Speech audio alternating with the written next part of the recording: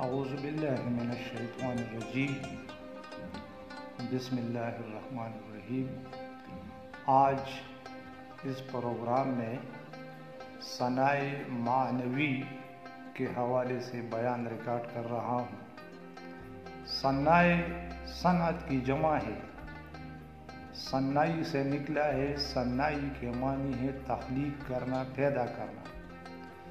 وہ صنعتیں جو معنویت کے حوالے سے کلام میں خوبصورتی پیدا کرتی ہیں ان کو صنائع معنوی کہا جاتا ہے۔ اس کی اقسام میں نمبر 1 ایہام۔ ایہام قدیم اردو شاعری کی سب سے زیادہ پسندیدہ صنف ہے۔ ایہام کا مطلب وہم میں ڈالنا، اسے توریابی کہتے ہیں، جس کا مطلب چھپانا ہے۔ شعر کے 2 مطلب ہوں اور پڑھنے والا اس وہم میں مبتلا ہو جائے کہ شاعر کا کون سا مطلب مراد ہے۔ ایک مطلب قریب کا اور دوسرا بعید کا ہوتا ہے۔ پڑھنے والے کا خیال قریب کے مطلب ہو جاتا ہے، لیکن شاعر کی مراد بعید کے مطلب سے ہوتی ہے۔ نقش کو اس کے مصور پر بھی کیا ناز ہیں، نقش کو اس کے مصور پر بھی کیا ناز ہیں، کھینچتا ہے جس قدر اتنا ہی کھینچا جائے ہے۔ اب کھینچتا جائے ہے سے 2 مطلب ہیں، نقش آسانی سے بن جاتا ہے یا نہیں۔ نمبر 2 صنعتی ایہام تضاد۔ ایسے 2 مطلب بیان کرنا جن میں تضاد نہ ہو، لیکن جن لفظوں میں انہیں بیان کیا جائے ان کے معنوں میں تضاد موجود ہو۔ محبت میں نہیں ہے فرق جینے اور مرنے کا، اسی کو دیکھ کر جیتے ہیں جس کافر پہ دم نکلے۔ اب یہاں جینے اور مرنے میں مفہوم کے لحاظ سے تضاد موجود ہے، لیکن مرنا کا مطلب محبت کرنا بھی ہے۔ جس طرح ہم کہتے ہیں کہ میں تم سے مرتا ہوں، تو یہ مرنا جو ہے یہ محبت بھی ظاہر کرتا ہے، تو اس کو صنعتی ایہام تضاد کہا جاتا ہے۔ صنعتی نمبر 3 صنعتی ادماج۔ ایسے الفاظ استعمال کرنا جن سے مجموعی طور پر 2 مطلب پیدا ہوں اور دونوں واضح ہوں۔ ایہام میں ایک لفظ کے دونوں معنوں میں وہم پیدا ہوتا ہے، لیکن ادماج میں یہ وہم نہیں ہوتا۔ دائم پڑا ہوا تیرے در پر نہیں ہوں میں، دائم پڑا ہوا تیرے در پر نہیں ہوں میں، خاک ایسی زندگی پہ کہ پتھر نہیں ہوں میں۔ اب یہاں شاعر اپنی زندگی پر افسوس کرتا ہے کہ تیرے در کا پتھر نہ بن سکا، یا میں تیرے در سے وابستگی کے باوجود پتھر کی طرح پڑا رہنا نہیں چاہتا، تو اس کو صنعتی ادماج کہا جاتا ہے۔ نمبر 4 صنعتی استنباط۔ کسی کی تعریف اس طرح کی جائے کہ ایک صفت سے دوسری صفت کی تعریف پیدا ہو، تو اسے صنعتی استنباط کہا جاتا ہے۔ فیض سے تیرے ہے اے شمع شبستان بہار، دل پروانہ چراغاں پر بلبل گلزار۔ تو یہاں بہار کی رونق ہے اور تجھ سے پروانہ و بلبل خرم و دلشاد ہیں، تو اس کو صنعتی استنباط کہا جاتا ہے۔ نمبر 5 حسن تعلیل۔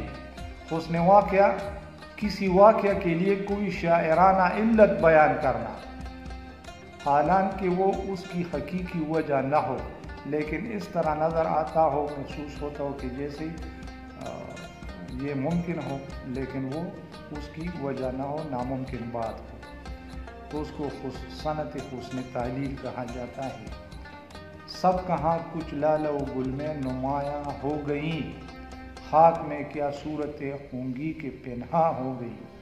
اب شاعر کے نزدیک زمین سے لالہ و گل اگنے کی وجہ یہ ہے کہ حسین لوگ زمین میں دفن ہیں، حالانکہ حقیقت مختلف ہے۔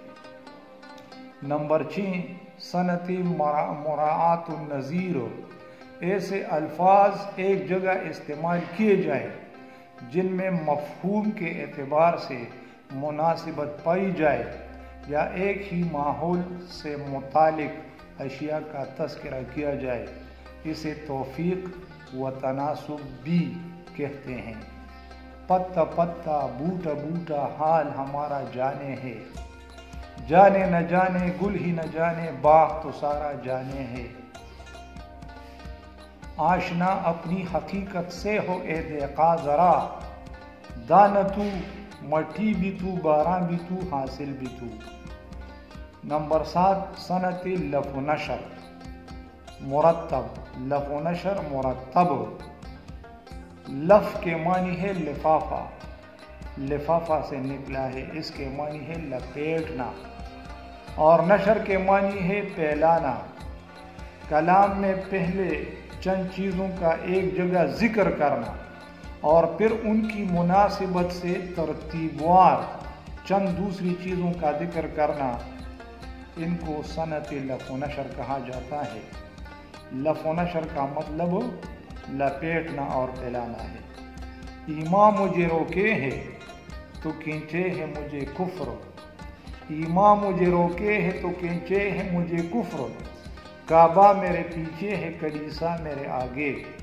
اب پہلے مصرے میں ایمان اور کفر کا ذکر اور دوسرے مصرے میں کعبہ اور کلیسا کا ذکر ہو تو یہ دونوں لف و نشر مرتب کہلاتے ہیں۔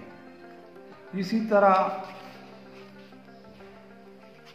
8ویں نمبر پر صنعت لف و نشر غیر مرتب، پہلے مصرے میں جن چیزوں کا ذکر کیا جائے دوسرے مصرے میں ان کے مناسبات کے بیان میں ترتیب کا قائم نہ رہنا لف و نشر غیر مرتب کہلاتا ہے۔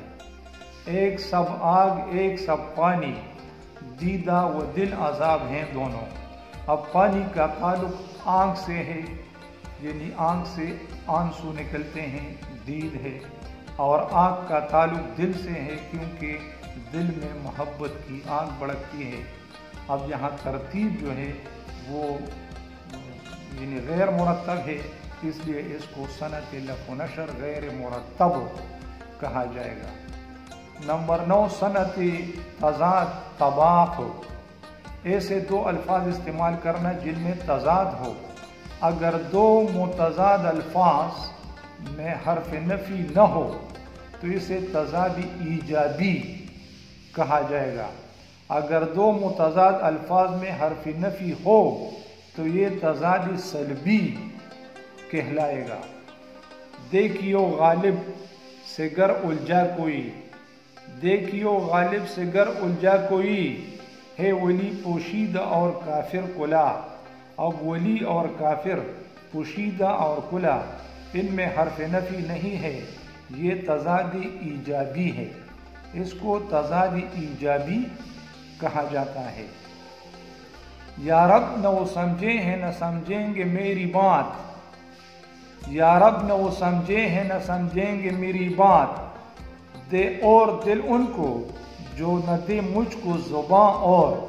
اب یہاں دے اور نہ دے متضاد الفاظ ہیں اور حرف نفی کی وجہ سے ان میں اس کو تضاد سلبی کہا جائے گا۔ نمبر 10، صنعت سوال و جواب، اشعار میں سوال و جواب کا پیرایا اختیار کرنے کو صنعت سوال و جواب کہا جاتا ہے۔ جب کہا میں نے کہ ہم لیں گے قیامت میں تمہیں، جب کہا میں نے کہ ہم لیں گے قیامت میں تمہیں، کس رعونت سے وہ کہتے ہیں کہ ہم حور نہیں۔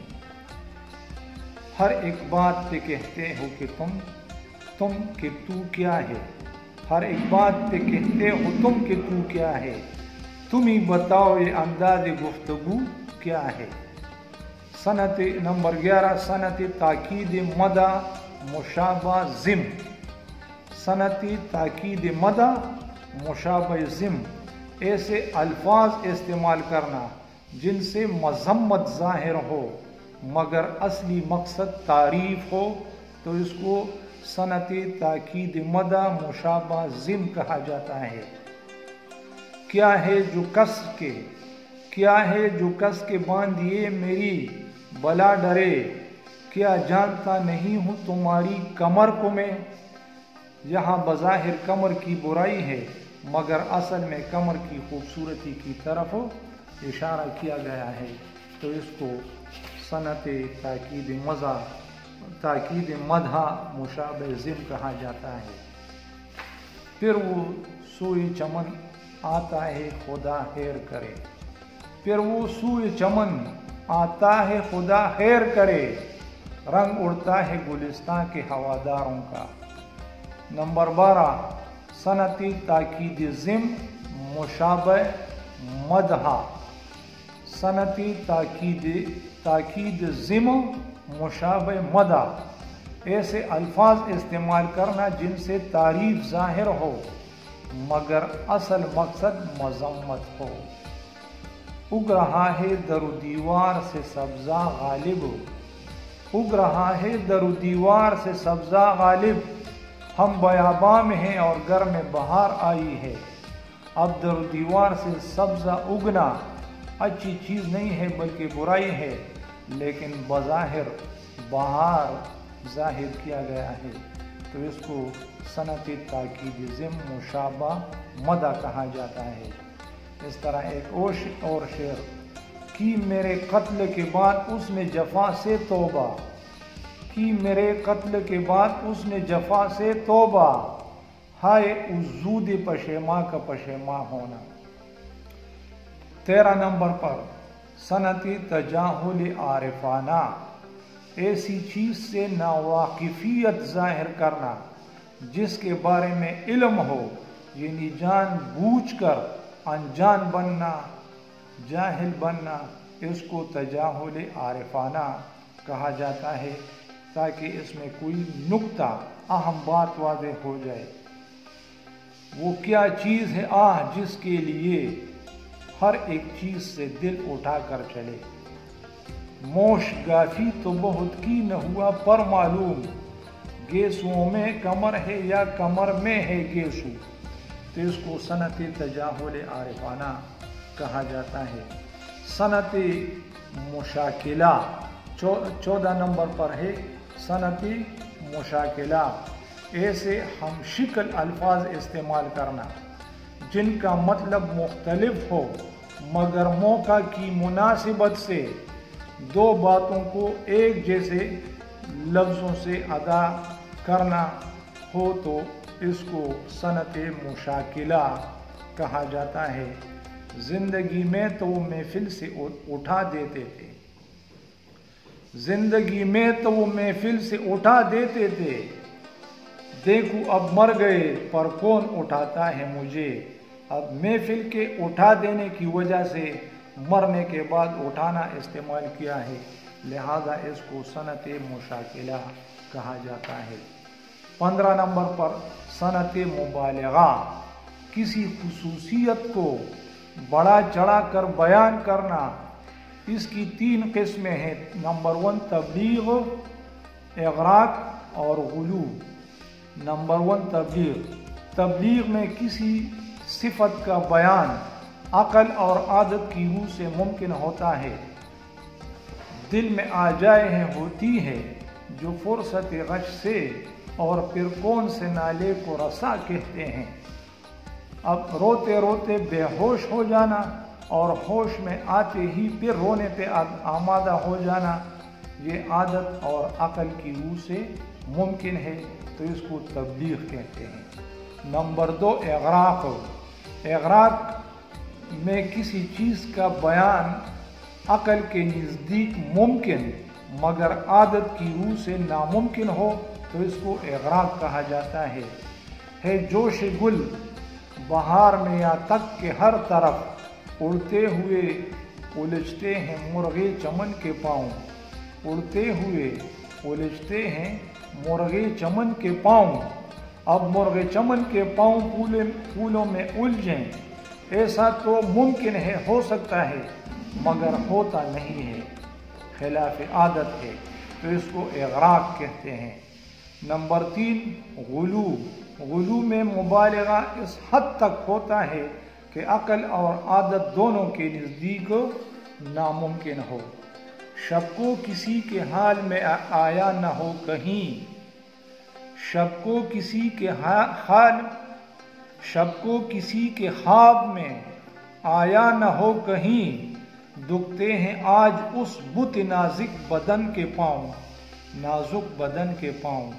अब ख्वाब में आने से हरगिज़ पाँव नहीं दुखते, तो इसको गुलू कहते हैं। सनत मुकाबिला। 16 नंबर पर है सनत मुकाबिला।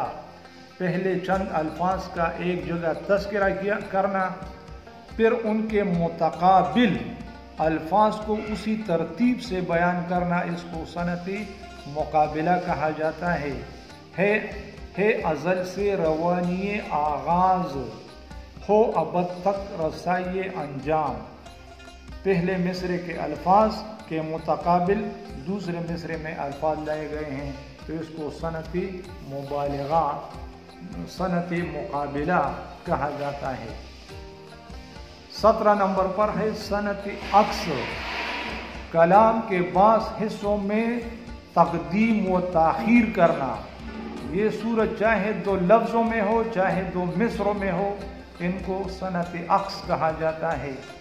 ख्याल हुस्न में हुस्ने अमल का सा ख्याल, खुल्द का एक दर है मेरी गोर के अंदर खुला।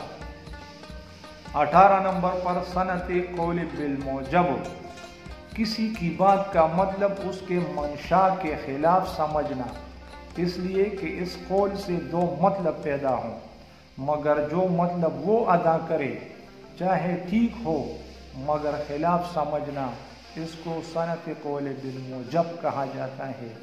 मैंने कहा कि बज़्म नाज़ चाहिए गैर से तही, मैंने कहा कि बज़्म नाज़ चाहिए गैर से तही, सुन के सितम ज़रीफ़ ने मुझको उठा दिया कि यूं। तो अब शायर का मतलब रकीब से था, लेकिन उसी को रकीब बना दिया गया, तो इसको सनत कौल बिलमोजब कहा जाता है। 19 नंबर पर सनत ताज्जुब। अशार में हैरत और इस्तेजाब का इजहार करना, इसको सनत ताज्जुब कहा जाता है। वो नाला दिल में हंस के बराबर जगह न पाए, वो नाला दिल में हंस के बराबर जगह न पाए, जिस नाले से शिगाफ पड़े आफताब में। अब शेर में महबूब की संदिली पर ताज्जुब जाहिर किया गया है। 20 नंबर पर है सनत मज़हब कलामी। मज़हब कलामी, अशार में जो दावा किया जाए उसकी बुनियाद दलाइल पर हो, तो इसको सनत मज़हब कलामी कहा जाता है।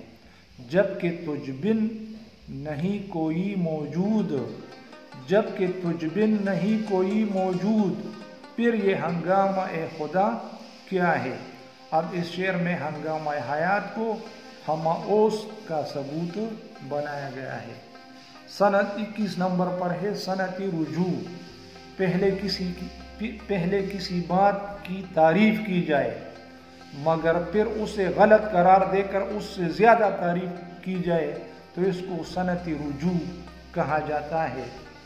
कम नहीं जलवगरी मैं तेरे कूचे से बहिश्त है, यही नक्शा है वले इस कदर आबाद नहीं। कम नहीं जलवगरी मैं तेरे कूचे से बहिश्त, यही नक्शा है वले इस कदर आबाद नहीं। अब यहाँ इस शेर में जन्नत और कूचे महबूब यकसा हैं, मगर कूचे महबूब ज़्यादा बारौनक है, तो इसको सनत रुजू कहा जाता है। सनत 22 नंबर पर सनत इल्तिफात। पहले किसी के लिए जो ज़मीर इस्तेमाल की जाए फिर उसी के लिए दूसरी ज़मीर इस्तेमाल की जाए। मसलन ज़मीर गायब की जगह ज़मीर मुखातिब, या इसके बरक्स, या ज़मीर वाहिद की जगह ज़मीर जमा, या इसके बरक्स तो इसको सनत इल्तिफात कहा जाता है। वादा आने का वफा कीजिए, ये क्या अंदाज है, ये क्या अंदाज है।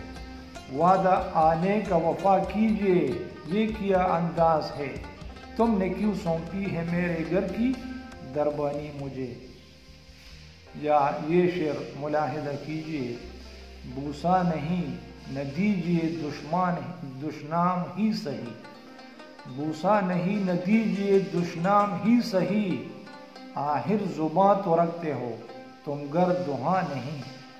नंबर 23 सनत जमा, एक जगह मुख्तलिफ अशिया का तस्करा करना, इसलिए कि वो सब किसी न किसी सिफत में मुश्तरक हैं, तो इनको सनत जमा कहा जाता है।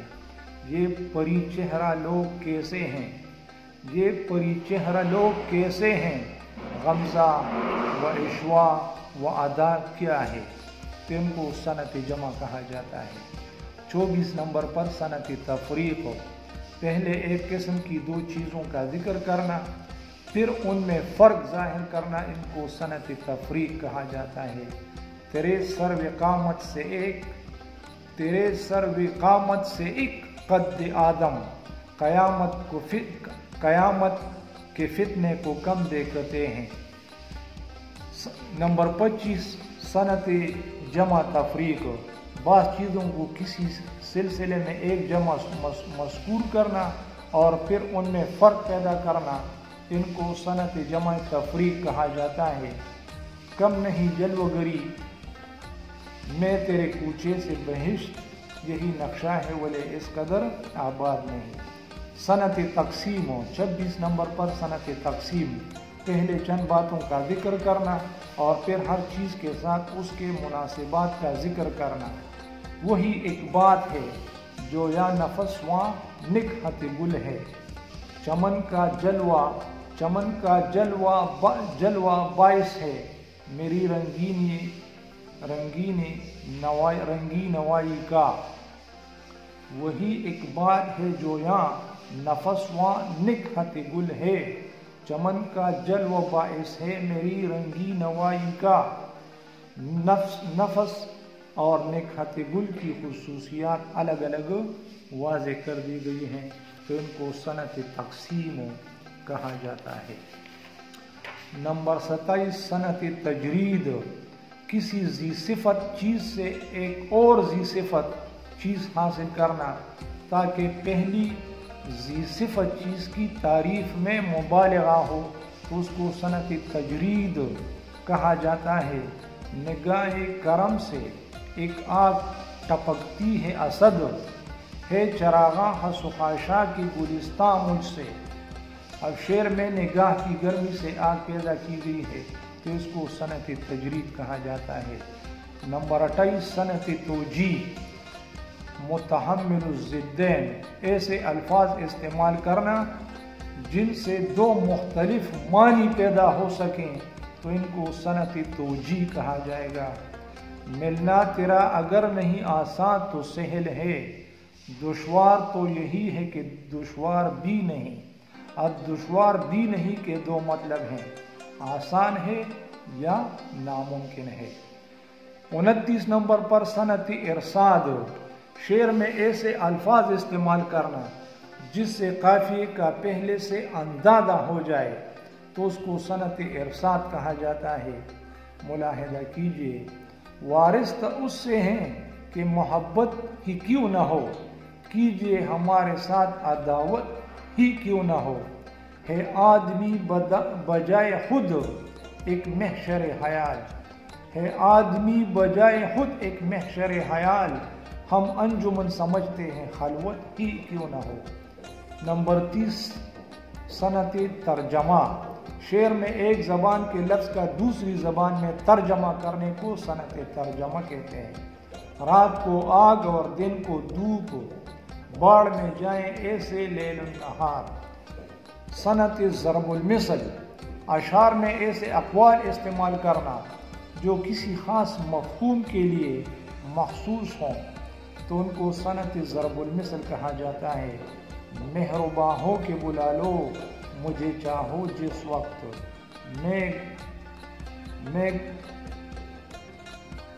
गया वक्त नहीं हूँ कि फिर आ भी न सकूँ। मैं गया वक्त नहीं हूँ कि फिर आ भी न सकूँ। मेहरबां हो के बुला लो मुझे चाहो जिस वक्त। मैं गया वक्त नहीं हूँ कि फिर आ भी न सकूँ। तो इसको सनत ज़रबुल मिसल कहा जाता है। नंबर 32 सनत सहलुल मुमतना, ऐसा शेर जो बज़ाहिर बड़ा आसान नज़र आता हो लेकिन उसके अंदर बला की गहराई मौजूद हो और हद से ज़्यादा आसान, जिससे और मज़ीद आसान बनाना मुश्किल हो, तो इसको सनत सहलुल मुमतना कहा जाता है। दिल नादा तुझे हुआ क्या है, आखिर इस दर्द की दवा क्या है। कोई वीरानी सी वीरानी है, दश को देख के घर याद आया। जान दी हुई उसी की थी, हक तो यह है कि हक अदा न हुआ। 33 नंबर पर सनत कौल महाल, वो सनत जिसमें कोई नामुमकिन बात की जाए। तीर अवतार हैं आसेब तमन्ना से ज़मीर, तीर अवतार हैं आसेब तमन्ना से ज़मीर।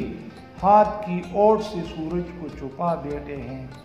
और 34 नंबर पर है सनत मुतहम्मिलुल मानी, सैलाब पी गया है बड़ी बस्तियाँ मेरी, ए आसमां कुछ न बचा रोशनी तो कर। तो आज के लिए इतना काफ़ी है। इंशाअल्लाह इसके बाद इल्मुल कलाम पर बात होगी। वस्सलाम।